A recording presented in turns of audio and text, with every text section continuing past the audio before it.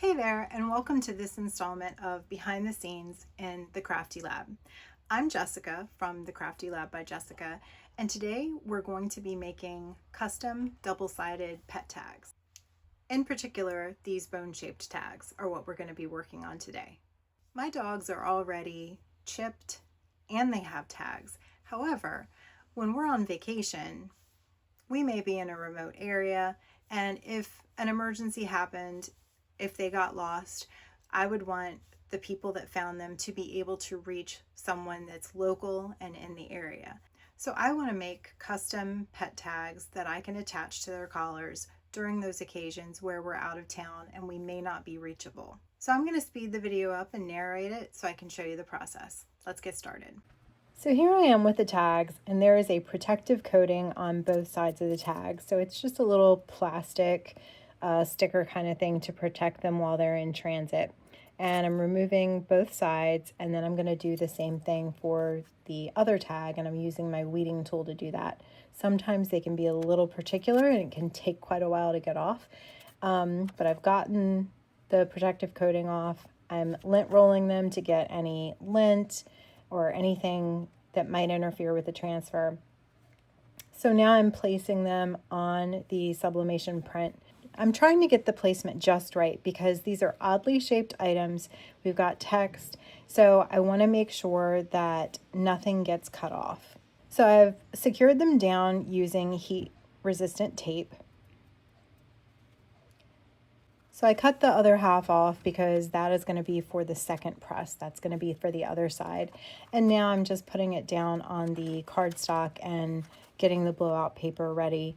And the press is already heated up. It's 385 for 60 seconds.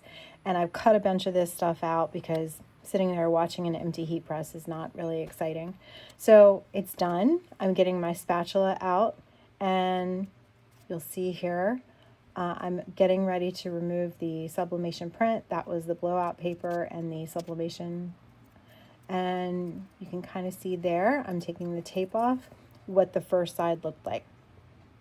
Now I'm getting ready to do the second side, and I'm trimming it closer because I cannot put tape onto the side that's already sublimated, because for a vibrant thing like that, it will lift once it's reheated. It will lift some of the color, and I don't want that to happen. So what I'm doing is making kind of a sandwich and securing it that way so that it won't move. And that means that you don't have to put tape directly on the blank.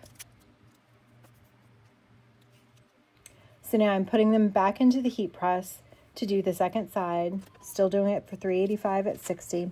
And again, I cut part of that out. And here I am, I turned the press off, and I'm putting them down on the heat mat. And now I am taking the print off, and that orange tag is finished and the green tag is finished now. And that's the finished product. Where you can see both tags and the S-hooks that come with them. They're also available in round, which you can see at the bottom of the photo.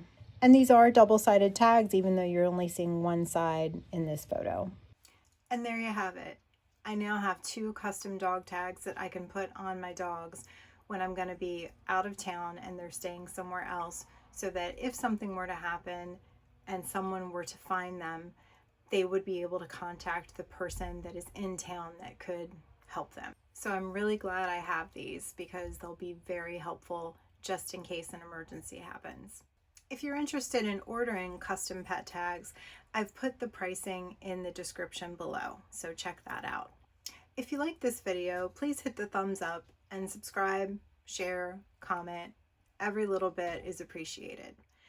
This video is lab tested and lab approved, and I hope you have a great day.